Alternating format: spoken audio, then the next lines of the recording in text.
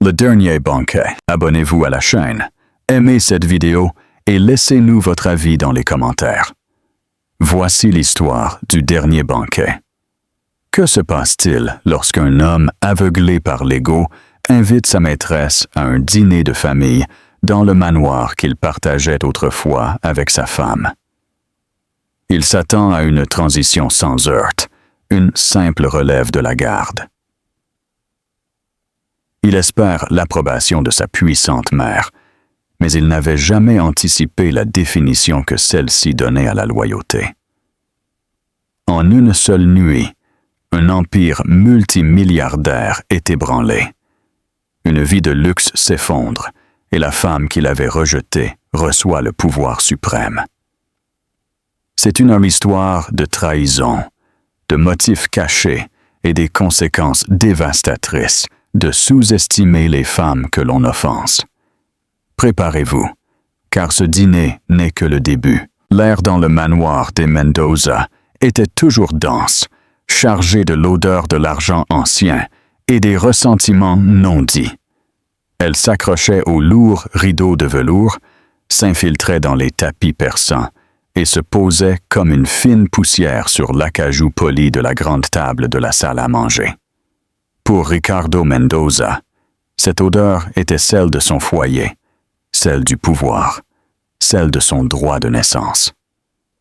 Pourtant, ce soir, l'atmosphère semblait suffocante, chargée d'une électricité statique inconnue. Il ajusta le nœud de sa cravate en soie, le tissu gris anthracite contrastant nettement avec le blanc immaculé de sa chemise. C'était un homme sculpté par le privilège, avec une mâchoire aussi affûtée que sa vision des affaires et des yeux de la couleur d'une mer orageuse, actuellement voilé par un mélange d'arrogance et d'un éclair d'appréhension fugace qu'il refusait de reconnaître. 6 mois. 6 mois s'étaient écoulés depuis que le divorce avec le docteur Sofia Navarro avait été finalisé. 6 mois depuis qu'elle avait quitté ce même manoir, non pas dans un torrent de larmes comme il s'y attendait, mais avec une dignité tranquille qui l'avait inquiété plus que n'importe quel cri. Avec son esprit brillant et son cœur compatissant, elle était une oncologue pédiatrique renommée qui sauvait des vies pendant qu'il acquérait des entreprises. Ils avaient été le couple en or, une fusion parfaite d'intellect et d'influence. Mais Ricardo avait découvert que la perfection était terriblement ennuyeuse. Il avait soif de feu, de passion, de l'excitation de l'illicite, et il avait trouvé tout cela en Valentina Vargas. Valentina était tout ce que Sofia n'était pas. Elle était un tourbillon d'ambition et de beauté enivrante, une spécialiste des relations publiques qu'il avait rencontrée lors d'un congrès et qui s'était mise en tête de conquérir son monde. Son rire était fort, ses robes ajustées et ses yeux avaient un éclat de prédateur qui reflétait le sien. Elle était une conquête, un trophée magnifique et éblouissant qui le faisait se sentir jeune et viril, un contraste frappant avec l'amour confortable, presque fraternel, qu'il avait partagé avec Sofia ces dernières années. Le divorce avait été rapide, brutal et chirurgicalement précis, très semblable aux transactions que Ricardo orchestrait. Il avait été généreux, bien sûr. Un condominium au centre-ville avec une vue spectaculaire, un accord financier garantissant que Sofia n'aurait plus jamais à travailler, même s'il savait qu'elle le ferait. Son travail était sa vocation. C'était une rupture nette. Il lui avait donné tout ce à quoi elle avait droit, et dans son esprit, cela l'absolvait de toute culpabilité. Il était passé à autre chose. Il était temps que tout le monde en fasse autant, ce qui l'avait mené à cette soirée. Le dîner, une affaire simple et intime réunissant seulement lui, sa mère Doña Elena et Valentina, était une étape nécessaire, une présentation formelle de la nouvelle femme de sa vie. L'approbation de sa mère n'était pas seulement une courtoisie, C'était la pierre angulaire de l'Empire Mendoza. Doña Elena Mendoza, la matriarche, tenait les cordons de la bourse et avait le dernier mot.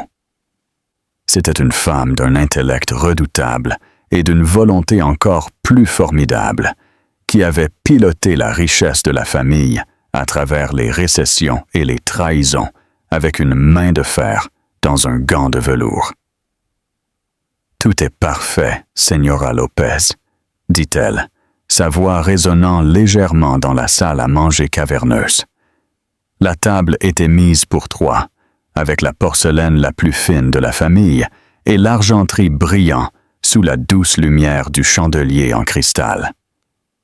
La vieille gouvernante, qui était avec la famille depuis avant la naissance de Ricardo, hocha la tête, les lèvres serrées. Ses yeux, cependant, racontaient leur propre histoire. Ils avaient vu Sofia planifier des galas de bienfaisance à cette même table, son rire réchauffant l'espace froid et formel. Madame Lopez n'approuvait pas, mais sa désapprobation était aussi silencieuse et amidonnée que son uniforme. Une élégante voiture noire crissa sur l'allée de gravier. Le cœur de Ricardo fit un petit bond traître. Valentina lissa sa veste et marcha vers le grand hall, composant ses traits en un masque de charme confiant. Elle sortit de la voiture comme une star de cinéma foulant un tapis rouge, portant une robe cramoisie qui épousait chacune de ses courbes, une déclaration audacieuse contre l'élégance discrète du manoir. Ses cheveux blonds étaient coiffés en ondes parfaites, et son sourire était éblouissant, une arme qu'elle brandissait avec une précision experte. « Ricardo, chéri », ronronna-t-elle en embrassant l'air près de sa joue. « Cet endroit est magnifique, encore plus que sur les photos. » Ses yeux parcoururent le hall, assimilant le grand escalier, les portraits ancestraux, l'échelle pure et effrontée de la richesse exposée. C'était un regard de faim, celui d'un prédateur évaluant sa proie. « C'est ma maison », dit simplement Ricardo. « Viens, maman est dans le salon. » Il la conduisit dans le couloir, sa main posée au bas de son dos. Il pouvait sentir la tension en elle, l'énergie nerveuse vibrant sous la façade confiante. Pour elle, ce n'était pas juste un dîner, c'était une audition. Doña Elena Mendoza était la juge, et c'est elle qui rendrait le verdict. Doña Elena était assise près de la cheminée, avec un livre sur les genoux, bien qu'elle ne le lût pas. Elle leva les yeux quand ils entrèrent, son regard perçant et analytique. C'était une femme séduisante d'une 60aine d'années, aux cheveux argentés parfaitement coiffés et à la posture majestueuse. Elle portait une robe bleu marine simple mais exquisément taillée sur mesure, ornée seulement d'un collier de perles et du formidable diamant de son alliance. « Mère, » dit Ricardo, sa voix un peu trop forte. « Voici Valentina Vargas. Valentina, ma mère, Doña Elena Mendoza. »« C'est un honneur de vous rencontrer, Madame Mendoza, » dit Valentina, sa voix douce comme le miel, tendant une main parfaitement manucurée.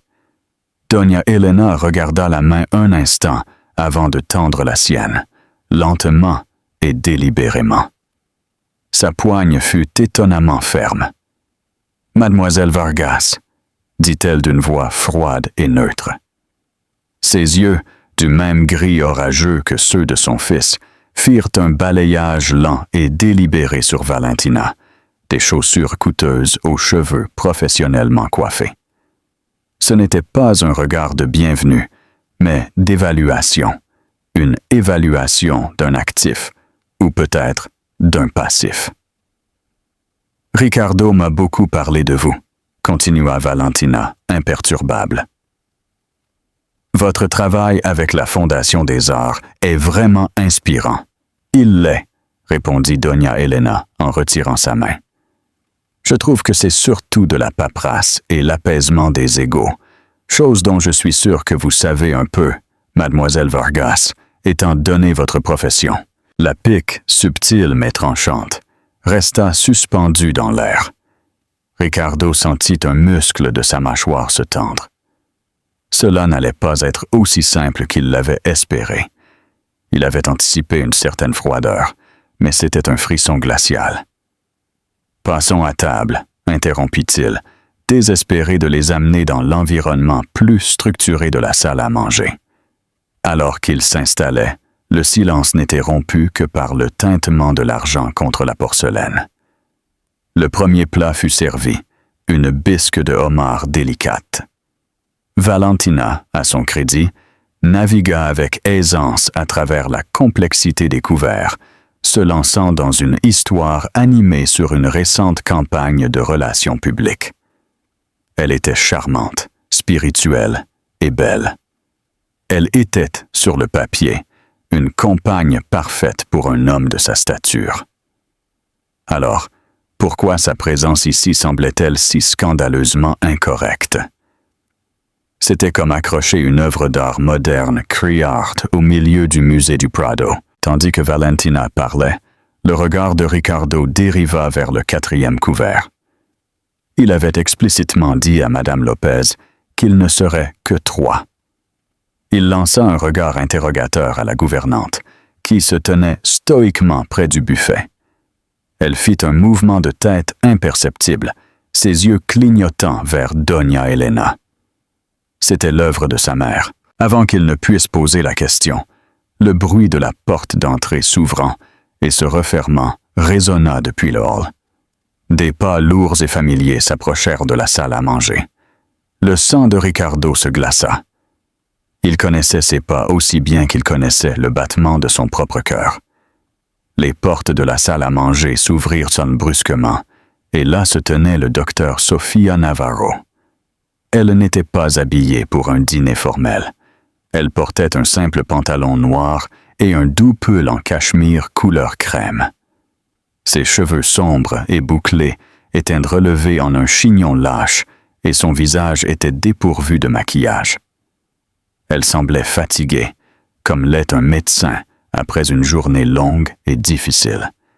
Mais quand ses yeux rencontrèrent ceux de Ricardo, ils étaient clairs, fermes, et possédait une force que la confiance fabriquée de Valentina ne pourrait jamais espérer égaler. Elle s'arrêta sur le seuil, son regard assimilant la scène. Ricardo figé sur sa chaise, Valentina la fourchette à mi-chemin de sa bouche, le visage masqué par la confusion et la fureur, et Doña Elena, qui regarda Sofia et, pour la première fois de la soirée, sourit. Un sourire authentique et chaleureux. « Sofia, ma chère, » dit Doña Elena avec une affection qui avait été remarquablement absente quelques instants plus tôt. « Merci d'être venu. Nous étions sur le point de commencer. » Le silence qui s'empara de la salle à manger était plus lourd que les portraits ancestraux qui revêtaient les murs. C'était une couverture épaisse et suffocante de choc, de fureur et de désarroi. Ricardo eut l'impression qu'on avait aspiré l'air de ses poumons. Il regarda Sofia, son ex-femme, debout sur le seuil de sa maison familiale, semblant simplement revenir d'une longue journée à l'hôpital, comme c'était sa routine. Mais maintenant, tout était différent. Il s'en était assuré. Valentina fut la première à récupérer, son entraînement en relations publiques entrant en action, pour désamorcer la grenade sociale qui venait d'exploser. Elle posa sa fourchette avec un tintement délicat. Ses ongles laqués de cramoisi tranchaient nettement contre la nappe blanche. Un sourire tendu et fragile s'étendit sur ses lèvres. « Eh bien, c'est une surprise, » dit-elle, sa voix un ronronnement soigneusement modulé, bien que ses yeux fixés sur Sofia fussent des morceaux de glace. « Ricardo, tu n'as pas mentionné que nous aurions une autre invitée? » Ricardo ne put trouver sa voix. Son regard était fixé sur sa mère. Doña Elena était assise en bout de table, l'image vivante d'une sérénité composée. Son expression ne révélait rien. C'était son mouvement, son jeu. Et lui, sa maîtresse et son ex-femme n'étaient que des pièces sur son échiquier. Sophia, cependant, semblait imperturbable. Ses yeux, qui contenaient une sagesse profonde et fatiguée, faisant toujours sentir à Ricardo qu'il était un enfant gâté, scannèrent la pièce et se posèrent sur Doña Elena. « Doña Elena, » dit-elle, sa voix calme et ferme, un baume apaisant dans l'atmosphère chargée. « Vous avez dit que c'était urgent. »« Ça l'est, » répondit simplement Doña Elena en faisant un geste vers le siège vide à côté d'elle, le siège qui avait toujours été celui de Sophia. « S'il te plaît, rejoins-nous. » Avec une grâce silencieuse qui semblait être un reproche à la présence extravagante de Valentina, Sophia marcha vers la table. Elle ne regarda pas Ricardo en passant, une omission délibérée qui fit plus mal que n'importe quelle accusation. Elle fit un signe de tête poli à Valentina, un geste de civilité qui, d'une certaine manière, était plus insultant que l'hostilité ouverte. Alors qu'elle s'asseyait, Madame Lopez se matérialisa à ses côtés, lui servant un verre d'eau avec une familiarité qui en disait long. « Je dois m'excuser pour ma tenue, » dit Sophia, son regard dirigé vers Doña Elena. « Je viens directement de l'hôpital. Un de mes patients, un petit garçon atteint de neuroblastome, a eu une réaction difficile à sa dernière série de chimiothérapie. Elle parlait de questions de vie ou de mort avec une gravité naturelle qui faisait paraître la conversation précédente de Valentina sur la synergie de marque et la pénétration du marché complètement frivole. « Et comment va le petit Léo maintenant ?» demanda Doña Elena, le ton teinté d'une inquiétude sincère. « Stable pour l'instant, nous avons de l'espoir, » dit Sophia, un sourire faible et fatigué touchant ses lèvres. « C'est un battant. » Ricardo observa l'échange, un nœud de quelque chose de laid et d'inconnu se serrant dans son estomac. C'était de la jalousie. Il était jaloux de l'intimité facile entre sa mère et son ex-femme. Un lien qui avait clairement survécu à son mariage. Elle parlait d'un monde auquel il ne prenait pas part, un monde de sens et de conséquences qui faisait paraître ses propres quêtes vides. Valentina, sentant le changement de pouvoir, tenta de récupérer la vedette. « Cela semble incroyablement stressant, » dit-elle, sa voix dégoulinant de sympathie synthétique. « Je ne peux pas imaginer. La pression doit être immense. Cela me rappelle une campagne de crise que nous avons faite pour un client pharmaceutique dont le nouveau médicament a eu quelques effets secondaires inattendus. Nous avons dû travailler contre la montre pour gérer le récit. La comparaison était si grossière, si étonnamment sourde, qu'un silence stupéfait s'ensuivit. Sophia le regarda simplement, son expression illisible, avant de boire une gorgée lente de son eau. Ce fut Doña Elena qui répondit, sa voix aussi tranchante qu'un scalpel. « Je ne suis pas sûr que gérer un récit corporatif soit la même chose que gérer la vie d'un enfant, mademoiselle Vargas, » dit-elle froidement. « Mais j'apprécie la tentative d'analogie. » Le visage de Valentina se couvrit de plaques rouges sous son maquillage parfait. Elle lança un regard désespéré et furieux à Ricardo, le suppliant silencieusement d'intervenir, de la défendre. Mais Ricardo était piégé. Défendre Valentina serait s'aligner contre sa mère, une erreur stratégique aux proportions catastrophiques. Rester silencieux, c'était abandonner sa partenaire choisie, la laisser barboter dans les eaux glacées de la désapprobation familiale. Il choisit le silence. Le plat principal arriva, un canard rôti avec une réduction de cerises, un plat que Ricardo adorait habituellement. Ce soir, il avait un goût de cendre dans sa bouche. Le repas se déroula dans un état de tension insupportable. Doña Elena et Sophia parlaient à voix basse de sujets qui excluaient Ricardo et Valentina. le prochain gala de bienfaisance de l'hôpital, un nouvel article de recherche médicale, un souvenir partagé du défunt père de Ricardo. Elle tissait un cocon d'histoire commune et de respect mutuel, les laissant, lui et Valentina, à l'extérieur. En regardant de l'extérieur, Ricardo sentit une vague de colère infantile. C'était sa maison, son dîner. Il avait orchestré cette soirée pour installer formellement Valentina à sa place légitime à ses côtés. Au lieu de cela, on le faisait se sentir comme un intrus, un invité à sa propre table. Sa mère l'humiliait délibérément. Et pourquoi? Pour prouver quelque chose.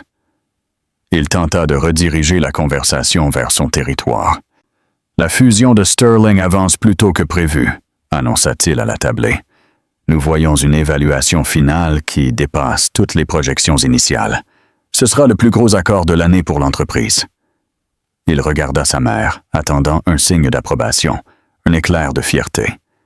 Au lieu de cela, elle se tourna vers Sophia. « Sophia, te souviens-tu de M. Sterling? Un homme terrible. Nous nous sommes assis avec lui à cette horrible collecte de fonds, il y a 2 ans.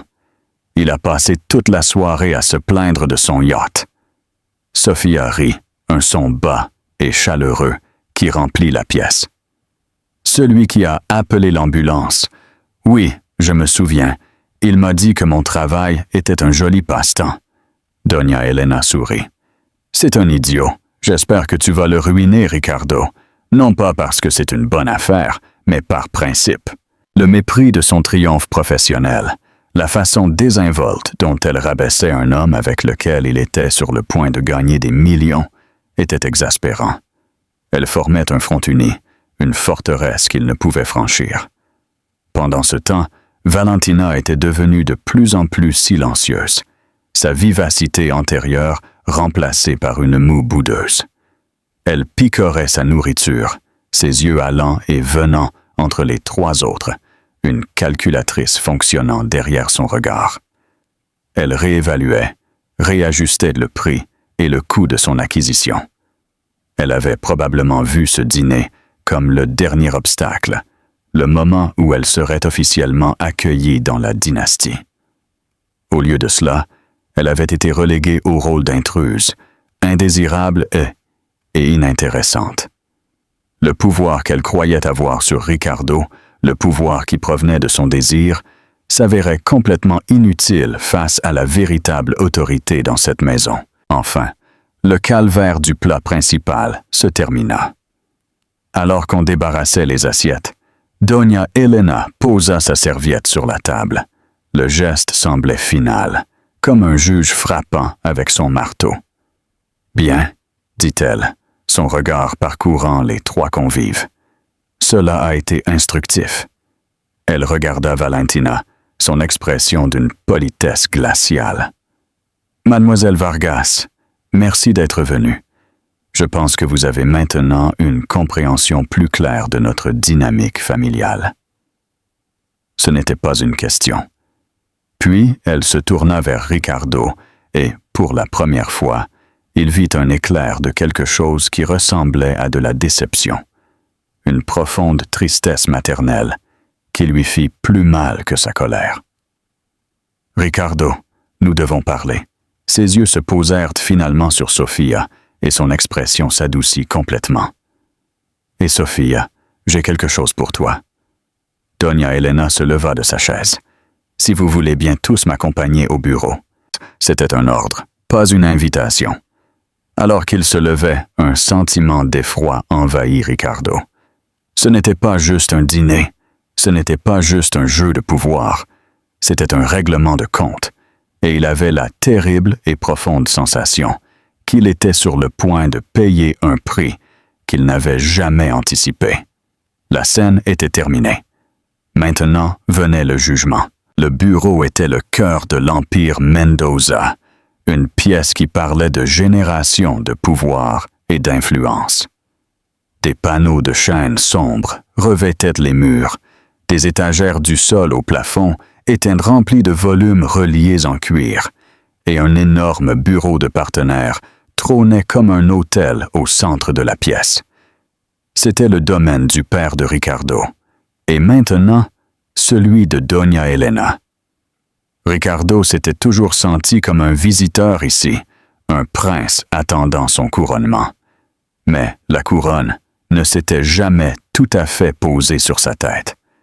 Sa mère n'avait jamais complètement cédé le contrôle. Doña Elena marcha derrière l'imposant bureau, le cuir usé de la chaise à haut dossier, soupirant alors qu'elle s'asseyait. Elle n'invita personne d'autre à s'asseoir. Ils se tenaient devant elle comme des sujets attendant un décret. Ricardo, tendu et défiant. Valentina, le visage figé dans un masque de neutralité soigneusement construit, qui dissimulait à peine sa fureur bouillonnante. Et Sofia, calme et attentive, son immobilité contrastant nettement avec l'énergie nerveuse irradiant des deux autres. D'un tiroir fermé à clé, Doña Elena sortit un dossier épais et le plaça sur la surface polie, avec un bruit sourd qui résonna dans la pièce silencieuse. Ses mouvements étaient délibérés, imprégnés d'un sens de la cérémonie. Elle joignit les mains en forme de clocher, ses yeux perçants et intelligents fixés sur son fils. « Ricardo », commença-t-elle, sa voix dépourvue de sa froideur antérieure, possédant maintenant une précision fatiguée, presque clinique. « Au cours de la dernière année, je t'ai observé. Je t'ai vu t'éloigner d'une femme qui était ta supérieure intellectuelle et morale à tous les égards imaginables. Je t'ai vu t'enticher de... » Elle fit une pause, son regard clignotant vers Valentina avec une brièveté dédaigneuse. « D'une femme qui te voit non pas comme un partenaire, mais comme un marchepied, une acquisition. Et toi, aveuglé par une crise de la quarantaine d'un cliché stupéfiant, tu étais trop arrogant pour le voir. » Valentina laissa échapper un petit son indigné. Ina laissa... « Maintenant, attendez 1 minute. Vous garderez le silence, mademoiselle Vargas, » interrompit Doña Elena, sa voix descendant dans un registre bas. « Vous êtes une invitée dans cette maison. Pour l'instant. » La bouche de Valentina se referma brusquement. Ses yeux brillaient de fureur, mais elle se contint. Elle regarda Ricardo, une demande silencieuse pour qu'il défende son honneur. La mâchoire de Ricardo était si serrée qu'un muscle pulsait sur sa joue. Il voulait s'enrager, crier, dire à sa mère qu'elle n'avait aucun droit. Mais les mots moururent dans sa gorge.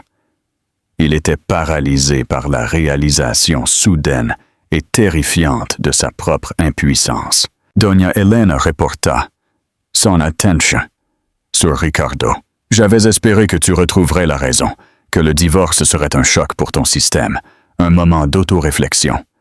Au lieu de cela, tu as redoublé ta folie. Tu as cherché à installer ta maîtresse à la place de Sofia dans cette maison, à ma table. Croyais-tu que ta richesse et ton nom pouvaient simplement effacer tes transgressions? Que tu pouvais changer une femme pour une autre comme on change de costume? Tu as fait preuve d'un profond manque de jugement, de caractère et, plus important encore, de loyauté. Non seulement envers Sofia, mais envers l'héritage que ton père et moi avons construit. Un héritage bâti sur l'intégrité, pas sur l'impulsion.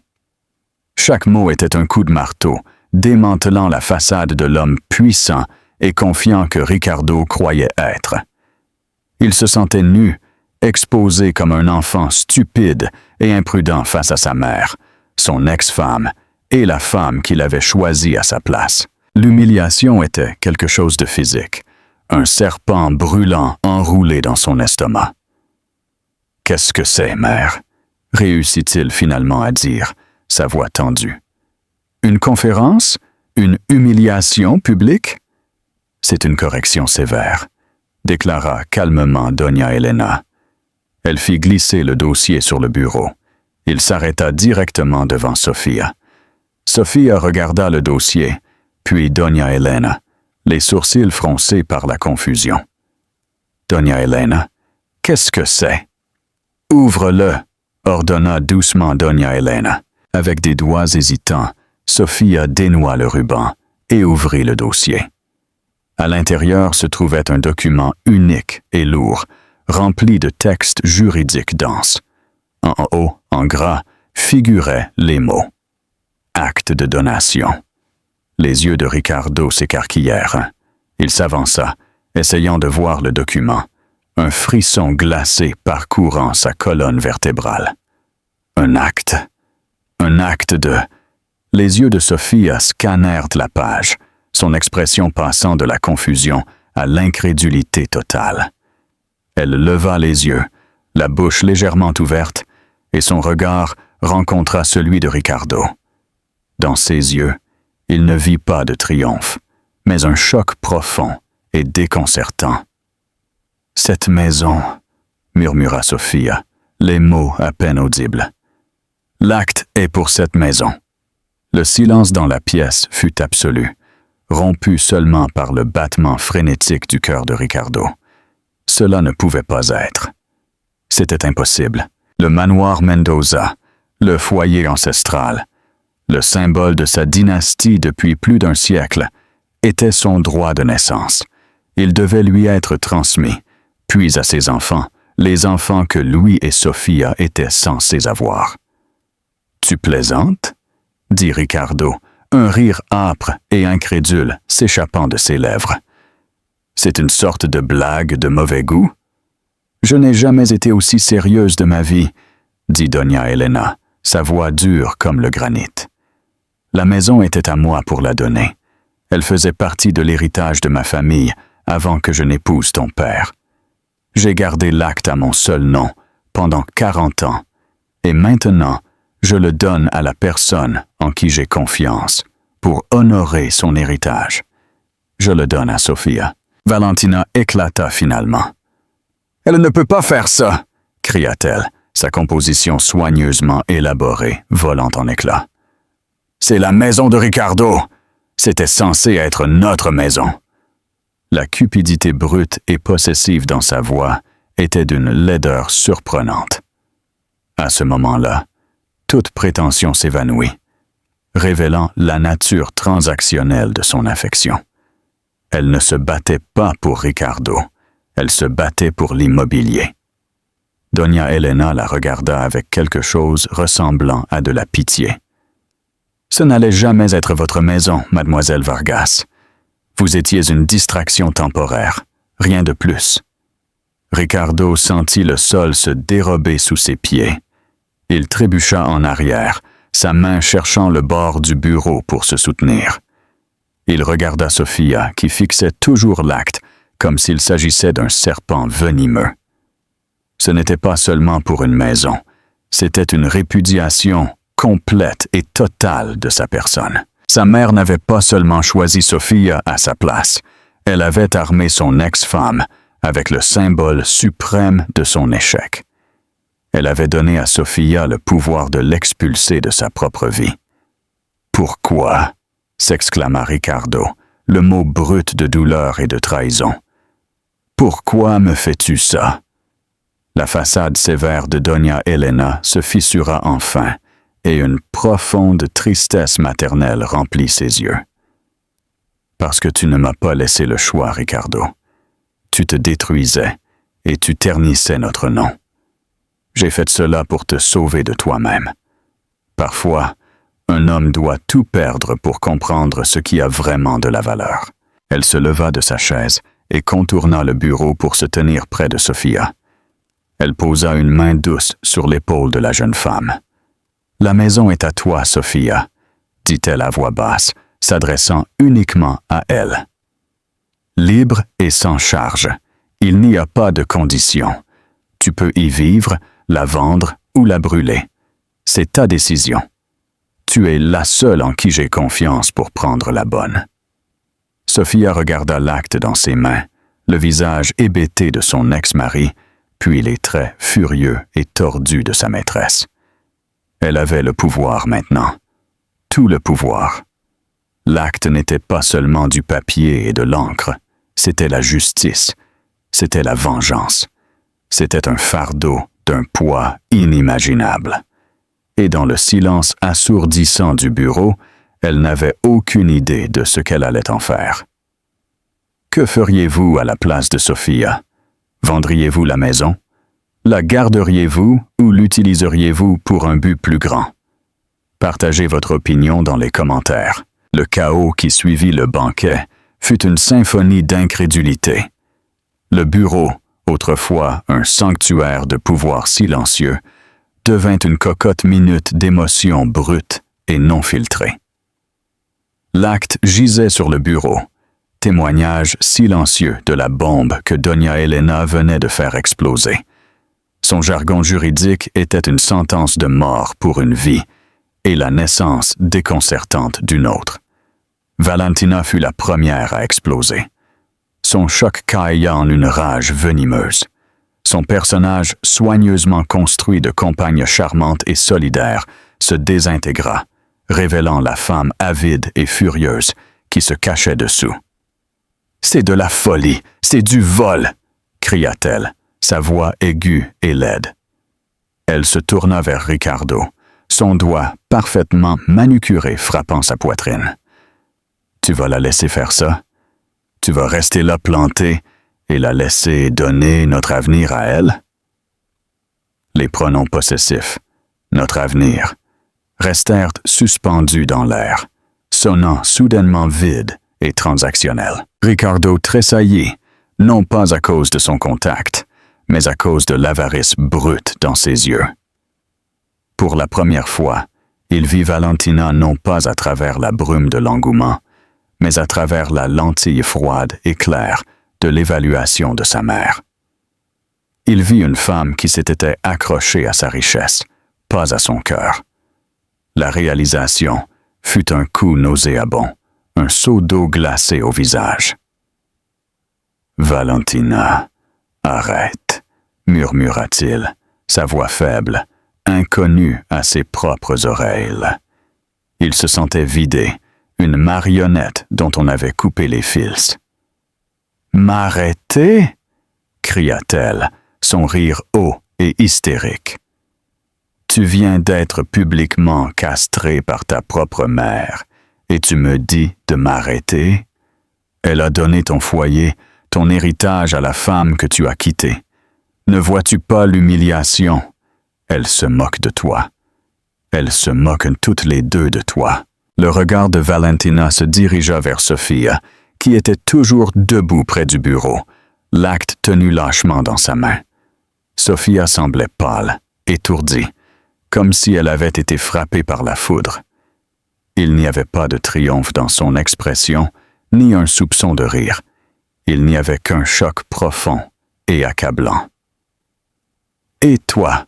lança Valentina à Sophia. « Ne crois pas que je ne vois pas ce que c'est. Tu as joué sur le long terme, n'est-ce pas? La pauvre épouse abandonnée, s'attirant les faveurs de la vieille matriarche solitaire. Tu l'as manipulée. » Sophia leva enfin les yeux. Ses yeux se focalisèrent sur Valentina, comme si elle la voyait pour la première fois. La fatigue dans son expression fut remplacée par un éclat d'acier. « Toi et moi sommes très différentes, Valentina, » dit Sophia, sa voix tranquille mais d'un poids immense. « Tu vois un prix à gagner. Je vois une famille qui est en train d'être détruite. Tu crois que c'est pour une maison? Ça ne l'est pas. » Elle regarda l'acte dans sa main, son expression profondément conflictuelle.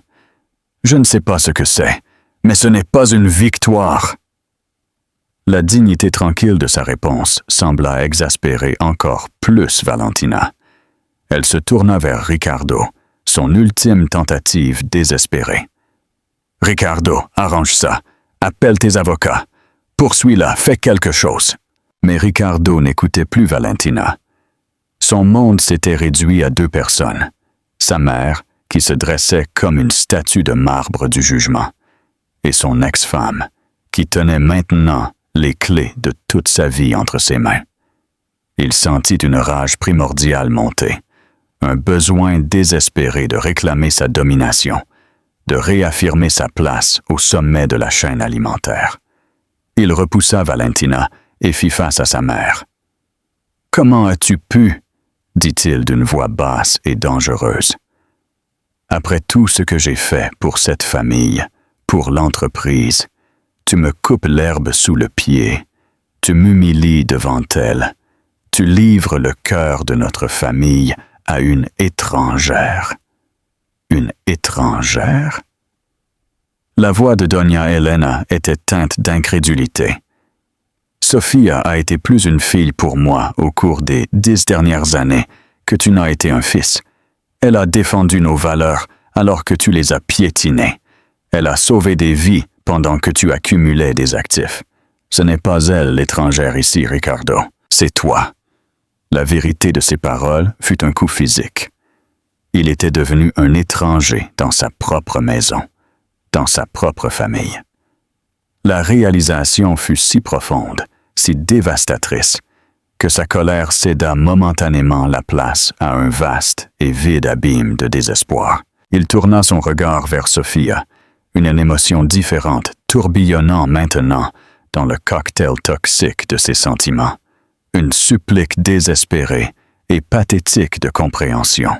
« Sofia, tu ne peux pas accepter ça. Tu sais que c'est mal. C'est ma maison. » Sofia le regarda et, pendant un moment, il vit un éclair de l'ancienne Sofia, la femme qu'il l'avait aimée autrefois. La femme dont la compassion était aussi illimitée que son intellect. Il vit de la pitié dans ses yeux. Et c'était pire que sa colère. « Ta maison, » répéta-t-elle doucement. « C'était ma maison, Ricardo, quand tu réservais des chambres d'hôtel avec elle, quand tu lui envoyais des messages depuis notre lit. C'était ma maison à ce moment-là. Ou était-ce juste un décor joliment décoré pour ta vie, où je n'étais qu'un accessoire de plus? » Il n'avait pas de réponse. Ses paroles étaient vraies, et la vérité était une chose brutale et implacable. Il avait profané leur espace partagé bien avant que Valentina n'y mette les pieds. La tension dans la pièce était insupportable. Ce fut Sofia qui la rompit finalement. Elle reposa soigneusement l'acte sur le bureau, ses mains tremblant légèrement. « J'ai besoin d'air, » dit-elle, sa voix tendue. Elle regarda Doña Elena. « Je ne peux pas penser à ça maintenant. C'est trop. »« Bien sûr, ma chérie, » dit Doña Elena avec douceur. Sofia se retourna et sortit du bureau, ses pas silencieux sur l'épais tapis. Elle ne regarda pas en arrière. Au moment où elle partit, la trêve fragile se brisa. Valentina, réalisant qu'elle avait perdu, que son investissement en Ricardo Mendoza venait de se déclarer en faillite, laissa échapper un son de fureur pure. « Bien, » grogna-t-elle en saisissant son sac coûteux sur une table d'appoint. « C'est un cirque. J'ai fini. » Elle regarda Ricardo, les yeux pleins de mépris. « Quand tu auras une colonne vertébrale, tu sais où me trouver. Mais ne tarde pas trop. J'ai d'autres offres. » Sur ce, elle sortit furieuse du bureau et de la maison. Le claquement de la porte d'entrée fut une fin définitive et retentissante à leur aventure. Ricardo le soute et fut surpris de découvrir qu'il ne ressentait rien d'autre qu'un vide creux et résonnant. Il était seul dans le bureau avec sa mère. Le silence était assourdissant. L'acte était toujours sur le bureau, une bombe à retardement entre eux. « Qu'as-tu fait ?» murmura-t-il. La combativité l'avait quitté, remplacée par un sentiment effrayant de perte. « Je t'ai donné une chance, Ricardo, » dit Doña Elena. Sa voix s'adoucit, les bords durs de la matriarche cédant la place à la douleur d'une mère. Une chance de recommencer, de te reconstruire. Pas ton portefeuille, mais ton caractère. Tu as vécu dans une cage dorée et tu as oublié comment voler. Ou peut-être n'as-tu jamais appris? Elle s'approcha de la fenêtre, regardant les jardins soignés, maintenant enveloppés dans l'obscurité. Cette maison est un poids, c'est une responsabilité. Elle écrasait ton père et elle t'écrasait toi. Tu étais tellement préoccupé par l'idée de la posséder que tu as oublié d'y vivre. Ricardo s'effondra dans l'un des fauteuils en cuir, le même où son père avait l'habitude de s'asseoir. Il se sentait petit, insignifiant. Il avait perdu sa femme, sa maîtresse et sa maison en l'espace d'une heure. Il se retrouvait sans tout ce qui le définissait, sa richesse, son pouvoir, son nom. Tout cela semblait être un déguisement qu'il avait porté et que sa mère venait de lui arracher. Il regarda l'acte sur le bureau. Sophia l'avait laissé. Elle ne l'avait pas emporté. Une petite et irrationnelle étincelle d'espoir s'alluma en lui. Peut-être qu'elle refuserait. Peut-être qu'elle verrait cela comme l'acte cruel et manipulateur que c'était, et le rejetterait par principe. Mais alors qu'il était assis là, dans les ruines de sa vie, une autre pensée plus terrifiante surgit. Et si elle ne le faisait pas? Et si elle l'acceptait? Et si demain le docteur Sofia Navarro, la femme qu'il avait trahie et rejetée, devenait sa propriétaire? Le déséquilibre de pouvoir qui avait tant défini toute sa vie s'était inversé de manière complète et dévastatrice. Et il n'avait aucune idée de comment vivre dans un monde où il n'avait pas le contrôle. Croyez-vous que Ricardo pourra changer ou reviendra-t-il à ses vieilles habitudes? Laissez-nous votre avis dans les commentaires. Les jours qui suivirent le dîner furent plongés dans un nouveau type de silence. L'ancien silence du manoir Mendoza avait été fait de formalités oppressives et de règles non dites. Ce nouveau silence était fait d'absence et d'incertitude. C'était le silence d'un vide, un espace où une vie avait été violemment arrachée et où rien ne s'était encore précipité pour combler le manque. Ricardo restait au manoir, un fantôme hantant les couloirs de son propre ancien royaume. Il s'était à moitié attendu à ce que Sophia arrive avec un avocat et un avis d'expulsion le lendemain. Il s'y était préparé, répétant des discours de juste indignation dans sa tête. Mais elle ne vint jamais, n'appela pas, n'envoya pas de message. L'acte resta dans le bureau, un puissant symbole de son pouvoir. Pourtant, elle refusait de l'exercer. Son inaction était une forme de guerre psychologique plus efficace que n'importe quelle manœuvre légale. Elle le laissait dans un état d'animation suspendu, incapable d'avancer, incapable de reculer. Sa mère s'était aussi retirée. Elle restait dans son aile de la maison. Leurs chemins ne se croisaient qu'occasionnellement dans les vastes couloirs vides. Il n'y eut plus de conférences, plus d'affrontements. Elle avait tiré son coup et attendait maintenant, observant, laissant les conséquences de ses actions se dérouler. Son silence était celui d'une attente patiente, et cela inquiétait Ricardo plus que sa colère. Dépouillé de ses distractions habituelles, l'excitation de la transaction, la présence flatteuse de Valentina, il ne restait plus à Ricardo que le temps et le silence résonnant de ses propres pensées. Il errait dans la maison comme un animal en cage, de la grande salle de bal où Louis et Sophia avaient organisé leur premier gala de bienfaisance, jusqu'au coin petit déjeuner, baigné de soleil, où elle avait l'habitude de lire des revues médicales le dimanche matin. Chaque pièce portait un souvenir de la vie qu'il avait systématiquement démantelée. Il se surprit à penser à Sophia, non pas comme l'ex-femme lésée ou la nouvelle propriétaire de sa maison, mais comme la femme qu'il avait connue autrefois. Il se souvenait de sa passion pour son travail, de la façon dont ses yeux s'illuminaient quand elle parlait d'une percée dans le traitement d'un patient. Il se souvenait de sa force tranquille, de sa boussole morale inébranlable, de sa capacité à trouver de la joie dans les plus petites choses, un oiseau rare dans le jardin, la première neige de l'hiver, une tasse de thé parfaitement préparée. C'étaient les parties d'elle qu'il avait trouvées confortables, prévisibles et, finalement, ennuyeuses.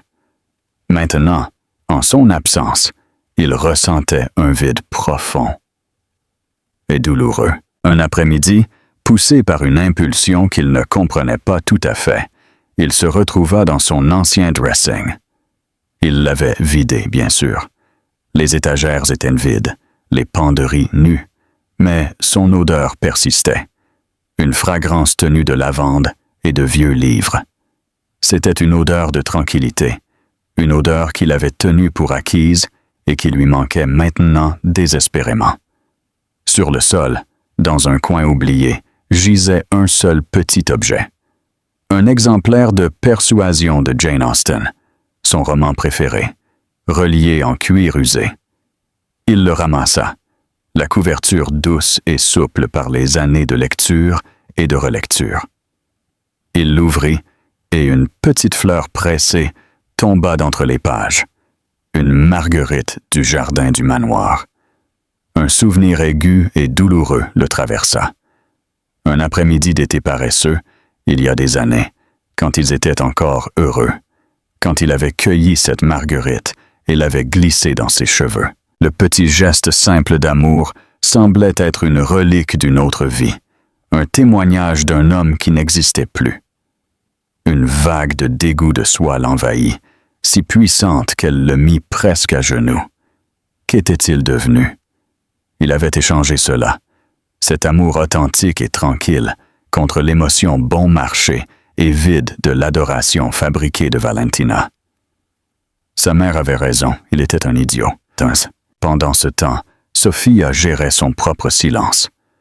L'acte trônait sur sa table basse, dans son condominium élégant et impersonnel du centre-ville, un endroit qui avait semblé être un refuge, mais qui ressemblait maintenant à une salle d'attente. Le document était une source de pouvoir immense et terrifiant. Ses amis, quand elle le leur avait raconté avec prudence, furent unanimes. « Vende-le », l'avait pressé sa collègue Maria. « Prends de l'argent et voyage autour du monde. Construis ta propre clinique. Fais-le payer, littéralement. » C'était tentant, l'idée de liquider le symbole de sa douleur et de le transformer en quelque chose de bon, quelque chose qui serait complètement sien, était incroyablement attrayante. Elle pourrait financer une nouvelle aile de recherche à l'hôpital, créer une fondation pour les familles de ses jeunes patients. Elle pourrait effacer le nom de Mendoza de sa vie et le remplacer par son propre héritage. Mais ce n'était pas si simple. Le manoir n'était pas juste une maison pour elle. C'était l'endroit où elle avait pris racine. L'endroit où elle avait cru naïvement qu'elle construirait une famille.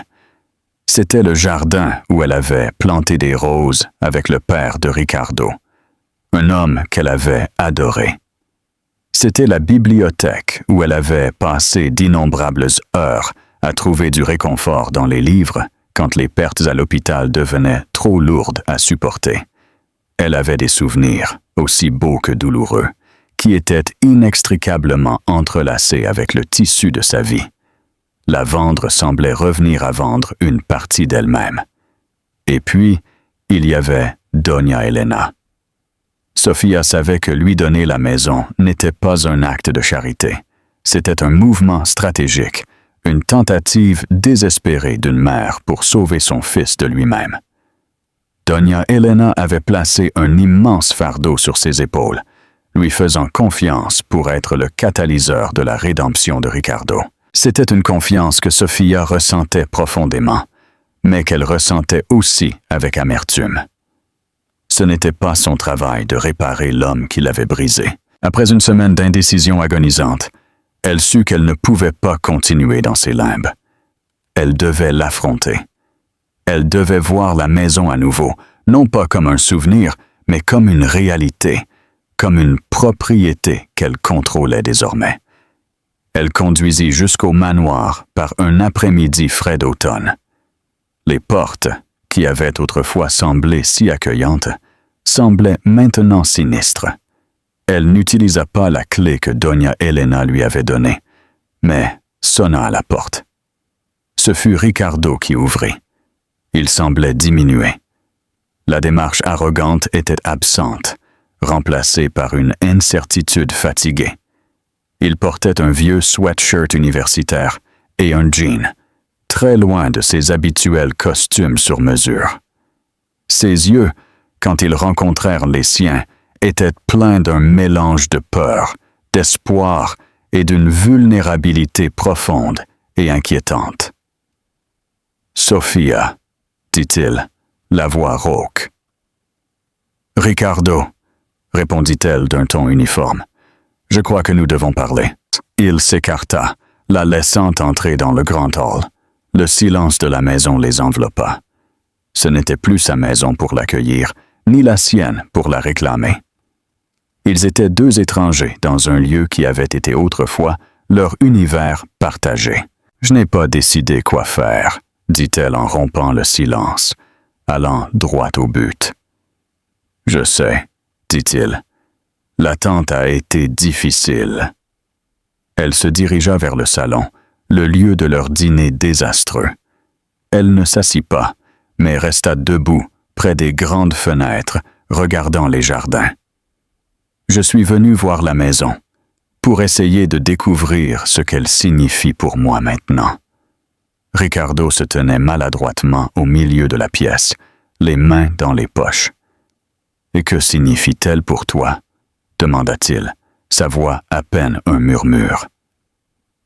Sofia se tourna pour le regarder, son expression sérieuse et scrutatrice. « Je ne suis pas encore sûr. Une partie de moi veut la vendre et ne jamais regarder en arrière. Une partie de moi ressent une responsabilité envers ta mère et envers la mémoire de ton père. Et une partie de moi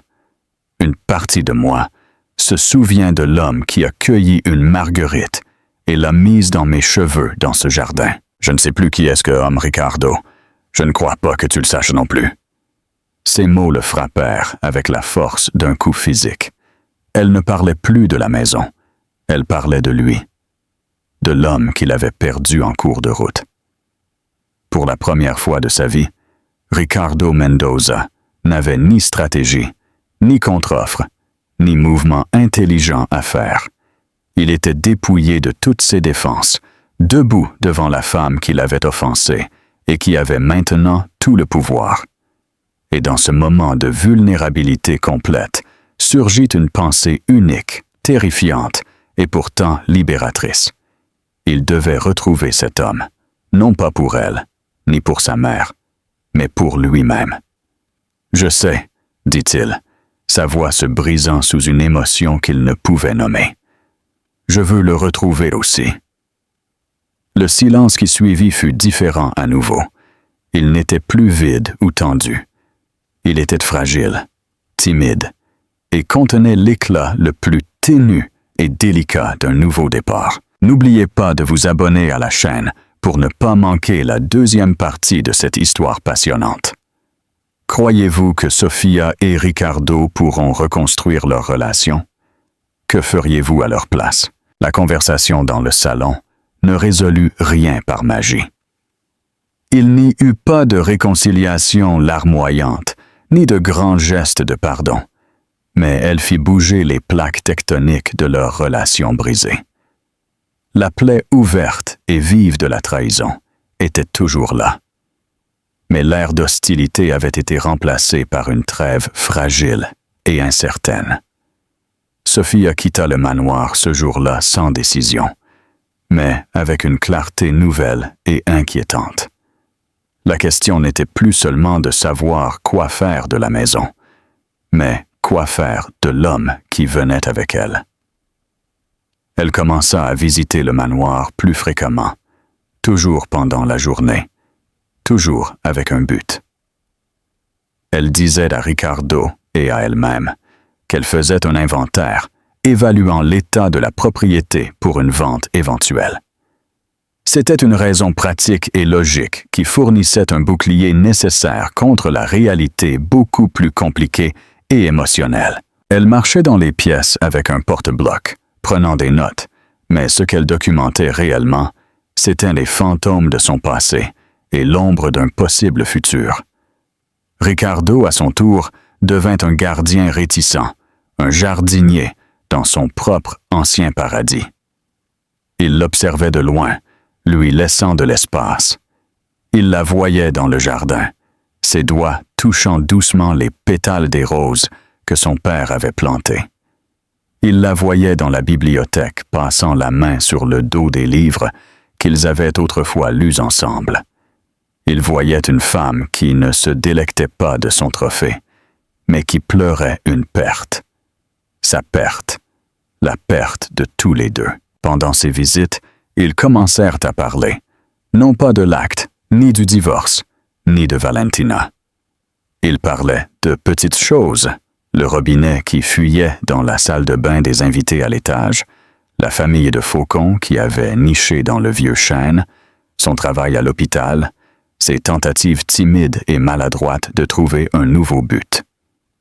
Il avait demandé un congé sabbatique à l'entreprise, un mouvement qui avait envoyé des ondes de choc à travers le monde financier.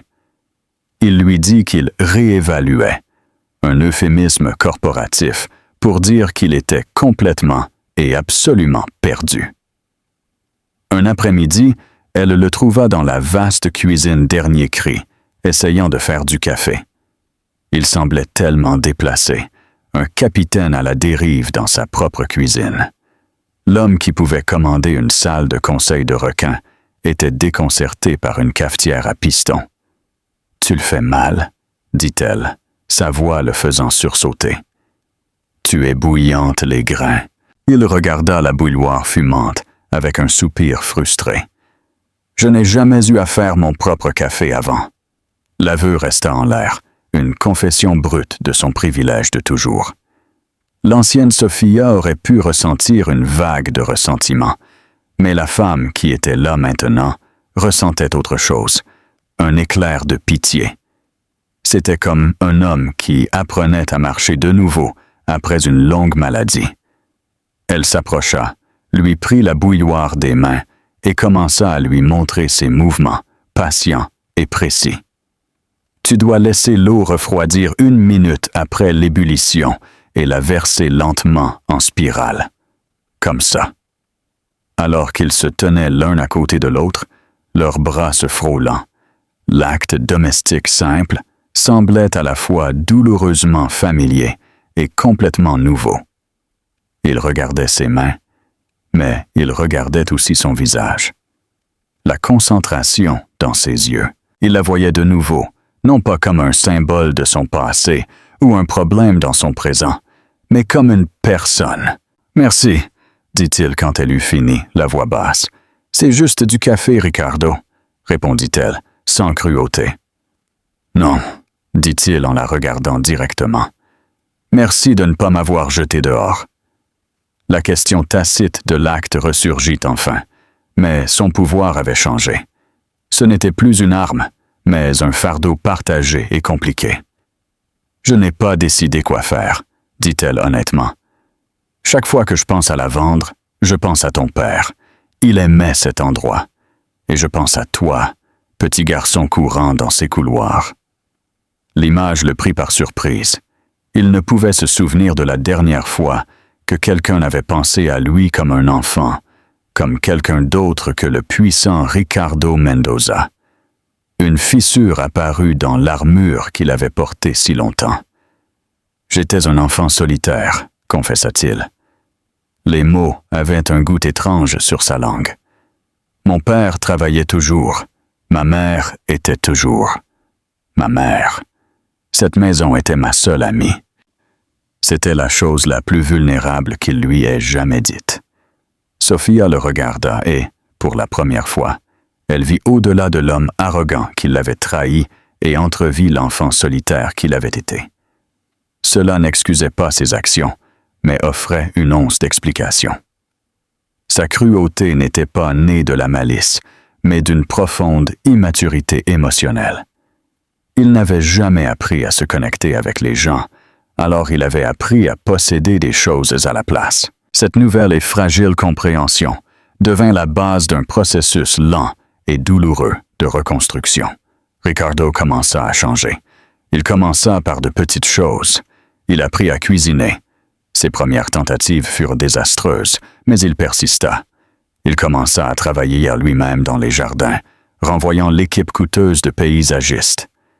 Il trouva une satisfaction tranquille dans le travail physique, en nourrissant quelque chose pour qu'il revienne à la vie. C'était, d'une certaine manière, prendre soin des ruines de sa propre vie.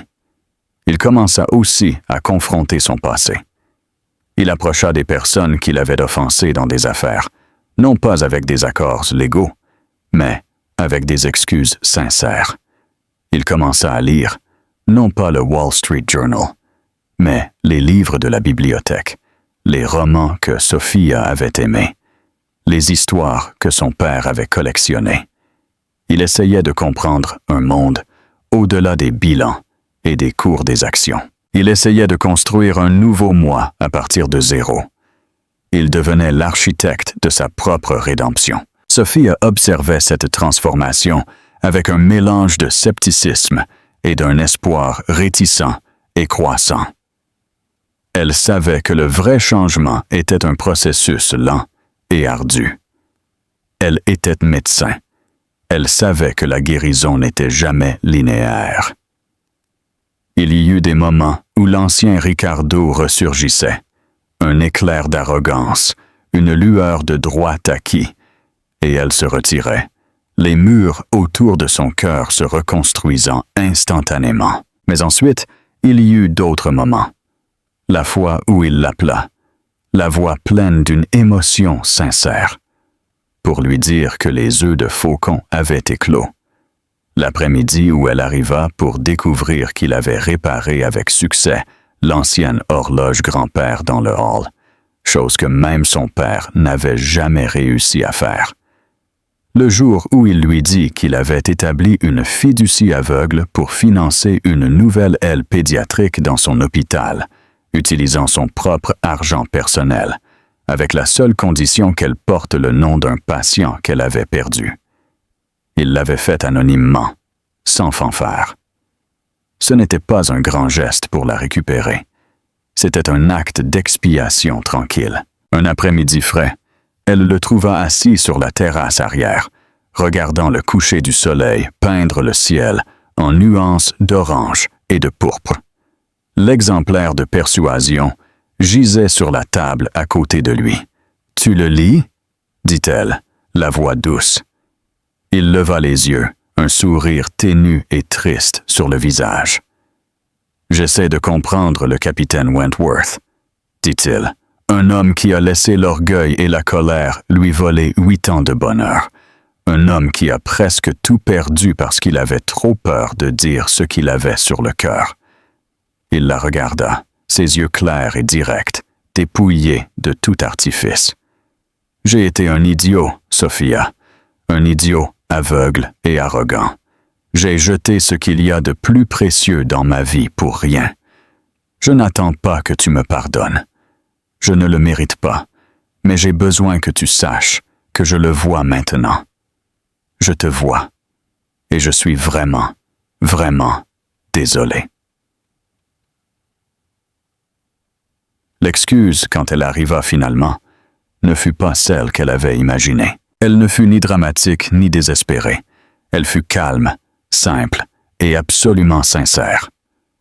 C'était l'excuse d'un homme qui s'était finalement affronté lui-même. Les larmes montèrent aux yeux de Sophia, des larmes qu'elle avait refusé de verser pendant des mois. Ce n'étaient pas des larmes de tristesse, mais d'une catharsis complexe et accablante. La colère et le ressentiment qu'elle avait portés si longtemps commencèrent à se dissoudre. Non pas en pardon, mais en une sorte d'acceptation paisible. Elle s'assit sur la chaise en face de lui. L'acte de la maison, la grande question non résolue entre eux, sembla soudain un détail mineur. la vraie question concernait l'homme assis devant elle. Une personne pouvait-elle vraiment changer? Un amour qui avait été si complètement brisé, pouvait-il jamais être réparé? Elle n'avait pas les réponses, mais en regardant le dernier morceau de soleil disparaître sous l'horizon, elle réalisa pour la première fois qu'elle était prête à le découvrir. Elle tendit la main par-dessus la table et posa la sienne sur celle de Ricardo. « Parle-moi des faucons, » dit-elle. Le contact de sa main sur la sienne fut une étincelle dans l'obscurité, une connexion fragile à travers un abîme de douleur. Ce n'était pas une promesse, ce n'était pas un pardon, mais c'était un début. N'oubliez pas de vous abonner à la chaîne pour ne pas manquer la conclusion de cette histoire. Croyez-vous que leur relation peut fonctionner? Quel conseil donneriez-vous à Ricardo? Dans les semaines qui suivirent, la dynamique entre eux s'établit sur un nouveau rythme non écrit. Le manoir n'était plus un champ de bataille ou un prix. Il devint un terrain neutre, un sanctuaire où deux personnes brisées exploraient timidement la possibilité de guérir. Sophia prit sa décision concernant la maison. Elle lui vint non pas dans un moment de révélation dramatique, mais dans un moment tranquille de clarté, alors qu'elle était assise avec une patiente en phase terminale. La petite fille, sage au-delà de ses années, avait parlé de la maison de ses rêves, un lieu fantastique avec un toboggan à la place des escaliers et une rivière de chocolat dans le jardin.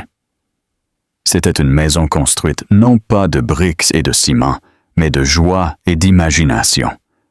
Et Sophia réalisa que c'était ce que le manoir Mendoza devait devenir. Non pas un monument à un passé fracturé, mais un lieu de vie, de guérison et d'espoir. Elle présenta son idée à Ricardo et Doña Elena. Un dimanche après-midi, ils s'assirent dans le solarium, la lumière entrant à flot, illuminant les grains de poussière qui dansaient dans l'air, vestiges de la vieille vie stagnante de la maison. « Je ne vais pas la vendre, » annonça Sophia, la voix ferme et sûre. « Et je ne vais pas y vivre, pas telle qu'elle est. » Le cœur de Ricardo, qui avait été prudemment optimiste, sombra. Il se prépara au coup. « Je veux la transformer en autre chose, » continua-t-elle, ses yeux s'allumant de la passion qu'il se rappelait de l'époque où elle parlait de son travail. « Je veux créer la maison Sofia Navarro, un lieu pour les familles et des enfants à l'hôpital, un endroit où ils pourront séjourner gratuitement pendant que leurs enfants subissent un traitement à long terme. Un foyer loin de chez eux, avec des jardins pour se promener, une bibliothèque pour s'évader, une cuisine assez grande pour qu'ils cuisinent leur propre repas, un lieu de paix et de répit au milieu du pire moment de leur vie. » Elle les regarda, son regard défiant, plein d'espoir. « La maison principale a plus qu'assez d'espace. L'aile est peut-être convertie en suite familiale privée. Nous pouvons utiliser la salle de bal pour la thérapie de groupe, pour des cours d'art pour les frères et sœurs.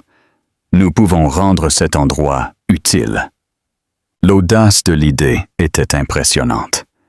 Prendre ce symbole de richesse privée et exclusive et le transformer en un phare de compassion communautaire était un mouvement d'une élégance morale si profonde que Ricardo en resta sans voix. Il regarda sa mère, s'attendant à ce qu'elle soit horrifiée à l'idée que son foyer ancestral soit converti en ce qu'elle pourrait considérer comme une pension glorifiée. Mais Doña Elena souriait. C'était un sourire large et authentique, de fierté pure et sans mélange. Elle regarda Sophia avec une expression d'admiration si profonde qu'elle en était presque révérencieuse. « Ça, » dit Doña Elena, la voix étranglée par l'émotion, « c'est la meilleure idée que j'ai jamais entendue de ma vie. Ton père aurait adoré. » Elle se tourna vers Ricardo. « Eh bien, mon fils, que penses-tu de la proposition du docteur Navarro? » Tous les yeux étaient sur lui. C'était un test, une chance de prouver que sa transformation était réelle. L'ancien Ricardo aurait vu la folie financière, le cauchemar logistique, la profanation de son héritage. Le nouveau Ricardo ne vit que la beauté, la correction. « Je pense, dit-il lentement, sa voix pleine d'une sincérité qui le surprit lui-même, que c'est une idée brillante, et je veux aider. » Il regarda Sophia. « Je veux la diriger. Je quitterai l'entreprise. Je gérerai la fondation. Je superviserai les rénovations. Je m'occuperai de la collecte de fonds. Laisse-moi construire ça avec toi, Sophia. Laisse-moi t'aider à créer ça. » C'était une supplique et une promesse. Il s'offrait de déposer les armes de son ancienne vie, sa carrière, son ambition, et de ramasser les outils pour construire le rêve de Sophia. Il voulait être un partenaire dans sa vision, pas juste un spectateur. Sophia étudia son visage, cherchant dans ses yeux le moindre indice de son ancien moi, le moindre signe que ce n'était qu'un autre grand geste, une autre acquisition. Elle n'en vit aucun. Elle ne vit qu'un homme désespéré d'expier, de créer du sens à partir des débris de son passé. « D'accord, Ricardo, dit-elle doucement. Construisons-la ensemble. » Et ainsi commença la déconstruction du manoir Mendoza et la construction de la maison Sofia Navarro. Le projet devint leur but partagé, une nouvelle fondation sur laquelle ils pouvaient bâtir un type de relation différent. Les lourds rideaux de velours furent retirés, remplacés par du lin léger et aéré qui laissait entrer le soleil. Les meubles sombres et imposants furent vendus aux enchères, les bénéfices allant directement à la nouvelle fondation. Les murs furent peints de couleurs chaudes et joyeuses. Ricardo se lança dans le travail avec une passion qu'il n'avait pas ressentie depuis ses premiers jours dans les affaires. Mais cette passion était différente. Elle n'était pas alimentée par l'ego ou la cupidité, mais par un désir sincère de créer quelque chose de bien. Il était un leader naturel. Ses compétences en gestion et en finance s'avérèrent inestimables, mais il apprit aussi à écouter, à collaborer, à s'en remettre à la vision de Sophia. Ils travaillèrent côte à côte, révisant des plans architecturaux, interviewant des entrepreneurs, choisissant des couleurs de peinture. Ils discutaient de budget et de délai, mais leur désaccord était constructif, non destructeur. Ils étaient partenaires. Doña Elena observait depuis l'arrière-plan, une observatrice tranquille et satisfaite. Elle avait déménagé dans la maison d'amis sur la propriété, contente de céder la scène principale. Elle vit son fils changer sous ses yeux, devenant l'homme qu'elle avait toujours espéré qu'il soit. Elle avait fait un pari massif, et il avait porté ses fruits d'une manière qu'elle n'aurait jamais pu imaginer. Un jour, des mois après le début des rénovations, Sophia et Ricardo se tenaient au milieu du grand hall. Les sols étaient couverts de bâches, les murs étaient de plâtre nu et l'air était dense de l'odeur de sueur et de peinture. Le chandelier en cristal avait disparu, remplacé par un luminaire simple et moderne. C'était un désordre chaotique et magnifique. « Ça va marcher, n'est-ce pas ?» dit Ricardo, une note d'émerveillement dans la voix. « Oui, » répondit Sophia avec un sourire. « Ça marchera. » Il la regarda, debout là dans son jean et son t-shirt éclaboussé de peinture, ses cheveux relevés en un chignon désordonné, et il sentit une vague d'amour si puissante qu'elle le renversa presque. C'était un amour différent de celui qu'il avait ressenti auparavant. Ce n'était pas l'engouement possessif et juvénile de leurs premières années, ni l'affection confortable et stagnante de leur mariage ultérieur. C'était un amour né du respect, de l'admiration et d'une grâce partagée, durement gagnée. C'était un amour construit sur une nouvelle base. Il tendit la main et prit la sienne, ses doigts s'entrelaçant avec les siens. Sophia, commença-t-il, la voix étranglée par l'émotion. Elle lui serra la main. Ses yeux rencontrèrent nettement les siens. « Je sais, Ricardo, dit-elle doucement. Moi aussi. » Ils n'avaient pas besoin de prononcer les mots.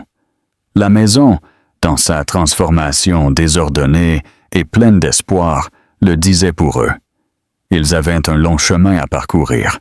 Les cicatrices du passé seraient toujours là, un rappel de la douleur qu'ils s'étaient causée mutuellement.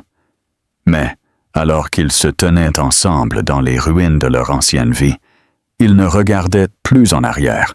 Ils regardaient vers l'avant, vers la chose nouvelle et belle qu'ils construisaient ensemble. L'inauguration de la maison Sophia Navarro fut une affaire tranquille, un contraste frappant avec les luxueux galas de la haute société que le manoir Mendoza avait accueilli autrefois.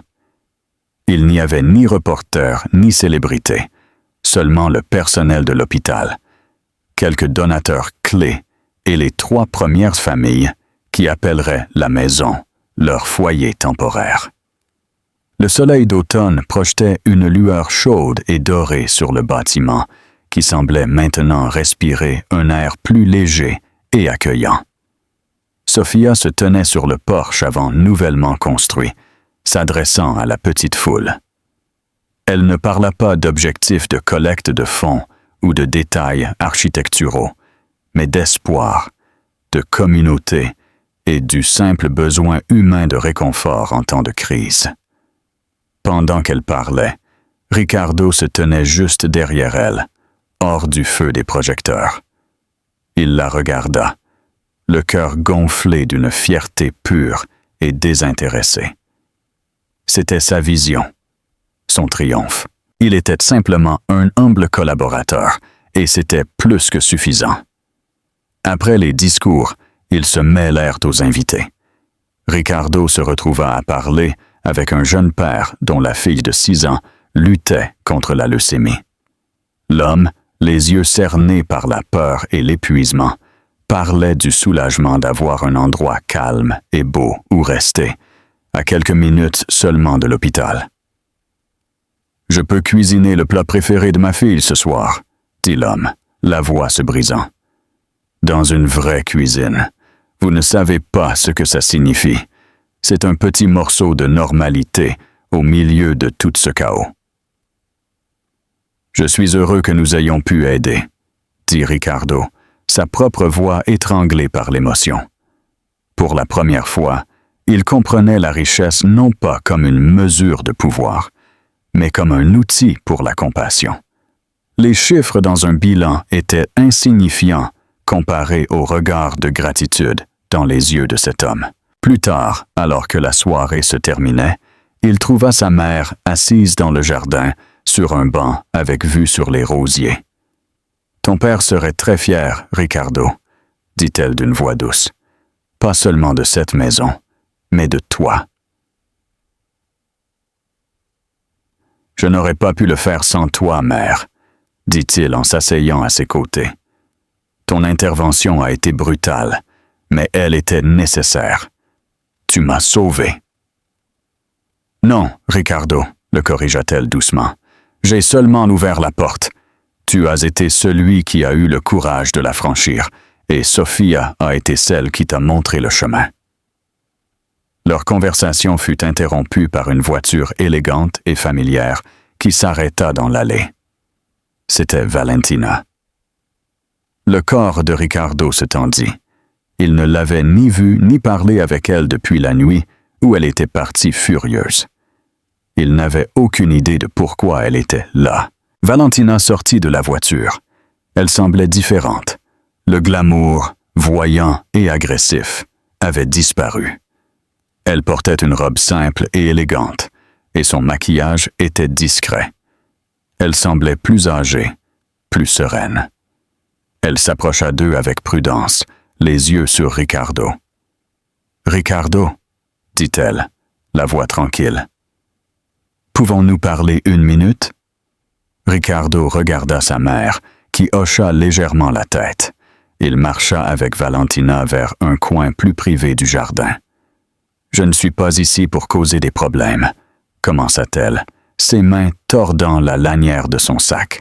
« J'ai juste entendu ce que vous aviez fait avec la maison, et je devais voir ça. C'est incroyable. » « Merci, » dit-il, le ton neutre. Elle prit une profonde inspiration. « Je voulais m'excuser, Ricardo, pour la façon dont j'ai agi ce soir-là. J'ai été horrible. J'ai montré mes vraies couleurs, et elles n'étaient pas jolies. » Elle eut un petit rire autocritique. « Quand on perd tout, cela donne beaucoup de temps pour réfléchir. Et j'ai réalisé que je ne t'aimais pas. J'aimais l'idée de toi, le pouvoir, l'argent. J'étais tellement occupé à essayer de conquérir ton monde que je ne me suis jamais arrêté pour penser si je voulais vraiment y vivre. » Elle le regarda dans les yeux et, pour la première fois, il ne vit pas une prédatrice, mais une personne imparfaite et insécurisée. « Je regrette le rôle que j'ai joué dans ta douleur et dans celle de Sophia. C'est une femme meilleure que je ne pourrais jamais espérer l'être. » L'excuse était inattendue et, à la surprise de Ricardo, sincère. Il vit qu'elle aussi avait été dans un voyage de découverte de soi. Sa perte l'avait forcé à confronter son propre vide, tout comme la sienne l'avait forcé à confronter le sien. « J'apprécie cela, Valentina, » dit-il, et il le pensait vraiment. « Je te souhaite le meilleur. »« Toi aussi, » dit-elle. Avec un dernier sourire triste, elle se tourna et marcha vers sa voiture, sortant de sa vie pour toujours. Le dernier fantôme de son passé avait été enterré. Il trouva Sophia dans la bibliothèque, maintenant un espace accueillant, avec des fauteuils confortables et des lampes de lecture. Elle montrait à une petite fille, la sœur d'un patient, un livre avec de belles illustrations. La petite fille riait, son visage illuminé de joie. Il s'appuya sur le seuil en les regardant, son cœur plein. C'était ça. C'était le sens qu'il avait cherché. Il n'était pas dans une salle de conseil ou dans un téléscripteur boursier. Il était ici, dans les moments tranquilles de connexion humaine, dans le simple acte d'apporter du réconfort aux autres. Quand la petite fille fut partie en courant chercher ses parents, Sophia leva les yeux et le vit. Elle sourit, un sourire chaleureux et facile qui atteignait ses yeux. « C'était une bonne journée, » dit-elle. « C'était une journée parfaite, » répondit-il en marchant vers elle. Il s'arrêta devant elle, prenant ses mains dans les siennes. L'espace entre eux, autrefois un abîme, n'était plus qu'un souffle. L'amour qu'il ressentait pour elle était une flamme tranquille et constante, un phare qui l'avait guidé à la maison. « Sophia, » dit-il, la voix basse et sérieuse, « je sais que je n'ai pas le droit de te demander quoi que ce soit. Je sais que le passé fera toujours partie de notre histoire, mais je dois demander quand même. Pouvons-nous avoir un futur? Pouvons-nous commencer une nouvelle histoire ici même, dans cette maison que nous avons construite ensemble? » Elle le regarda dans les yeux, ces yeux gris orageux qu'elle avait aimés autrefois, puis haïs. Et que maintenant, elle aimait de nouveau, d'une manière nouvelle et différente. Elle vit l'enfant solitaire qu'il avait été, l'homme arrogant qu'il était devenu, et l'homme bon et compatissant qu'il était maintenant. Elle vit son voyage, son expiation, sa rédemption. Elle pensa à Persuasion, à Anne Elliot et au capitaine Wentworth, aux secondes chances et à un amour qui était plus profond et plus vrai pour avoir été perdu et retrouvé. « Oui, Ricardo, » murmura-t-elle, sa voix pleine de tout l'amour et l'espoir du monde. « Oui, commençons notre nouvelle histoire. » Il se pencha et l'embrassa.